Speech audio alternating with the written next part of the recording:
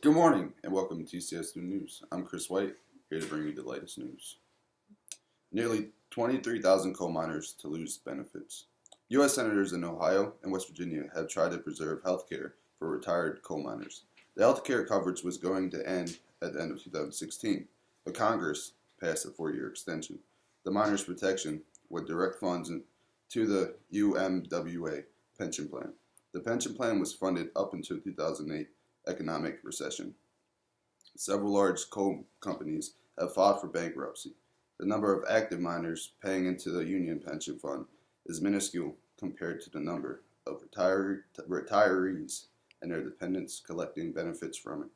The number of active miners paying into the pensions fund to be only 10,000, while there are 120,000 retirees withdrawing from it. Several senators are fighting for health care for miners. For our next story, we take you to Baltimore. 7 Baltimore police officers who behaved like 1930s-style gangsters indicted on racketeering charges.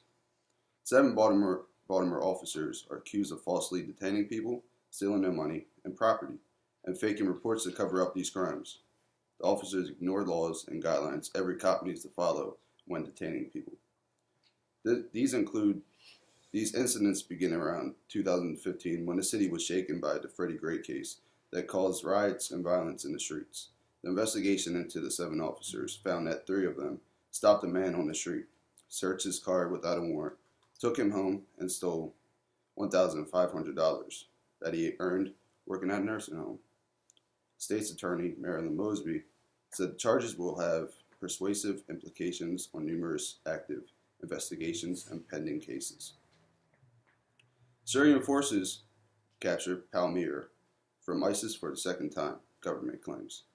Syrian forces have recaptured the city of Palmyra from the Islamic State on Thursday. The militants have controlled the city of Palmyra. This is the second time the government has recaptured the city. ISIS forces began to crumble late on Sunday afternoon, and around midday, they had fled the city. The government gained control of the city in March, only to lose it 10 months later. The city was looted and destroyed by ISIS. They even used the city's Roman-style cathedral for mass killings. The Syrian government will try to hold on to the city. China describes its vision of government-controlled internet. China put out its first cyber policy paper. In this paper, the Chinese government emphasized how they want to control internet access. They talk about how every country should respect other countries' policies on the internet. China says they will not block social media networks such as Facebook, Twitter, and Instagram. Government officials from China say they protect the freedom of speech. Companies such as Apple have removed certain apps from the Chinese App Store. It goes to show how China controls the masses. For my last story, I'm going to talk about a movie we watched Friday. Last Friday, my classmates and I watched a movie called The Outsiders. This movie was very good. It had a different connotation for everyone in the class.